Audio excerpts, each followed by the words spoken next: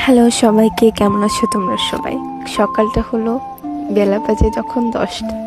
মানে আমার সকাল বলে কথা না, আমার সকাল তো এরকমই হবে। আর রোদ যে প্রচুর উঠানে, রোদের তো কোনো সীমা নেই। তো গামছা মাথায় নিয়ে হাঁটাহাঁটি করছি আর খুঁজছি যে আমার মা কই, আসলে গেল কই। কারণ মহারানীর তো খোঁজ খবর থাকে না। তারপর দেখি যে জলের খোঁজ নিয়ে তিনি আসছেন হেঁটে হেঁটে।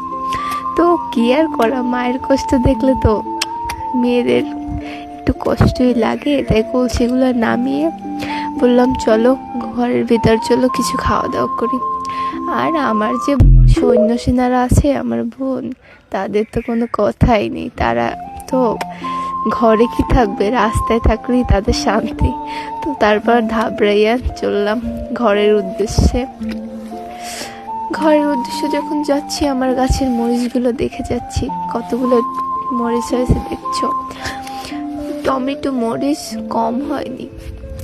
তারপরে সকাল সকাল খাওয়া দাওয়া শেষ করে শাক কাটতে বসে পড়লাম, আমার ঠাম্মি আর আমি। আমাদের মামার খেতে হয়েছে, মানে আমার মামি কৃষি করছে। তারপর উনি বললো যে, আমার বোনদের পড়াতে নিয়ে গেছিলাম, উনি বললো যে নেও তোমরা, নিয়েও খাও রান্না করে কালকে। তারপর মা নিয়ে আসলো, অনেকদিন শাকও খাওয়া হয়নি। তারপর আনলাম। তো আমরা আবার শাক করবো কি, কাঁকড়া দিয়ে রান্না করব।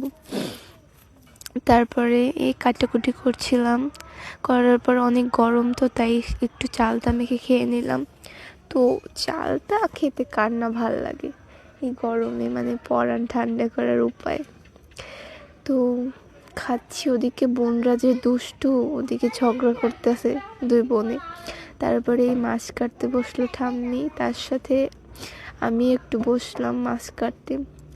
কারণ একা তো উনি সব মাছ কাটতে পারবে না, তার জন্য আমি একটু সাহায্য করছিলাম।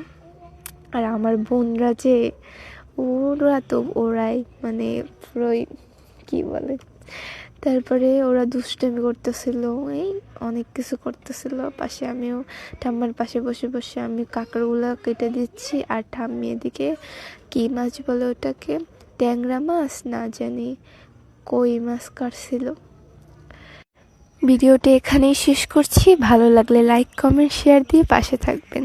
আর ফলো করতে কিন্তু একদমই ভুলবেন না, কারণ গ্রাম বাংলার ঝটপট রেসিপি আর গ্রাম বাংলার ঘুরে দেখা অনেক কিছুই আমি দেখাবো, ঐতিহ্যবাহী।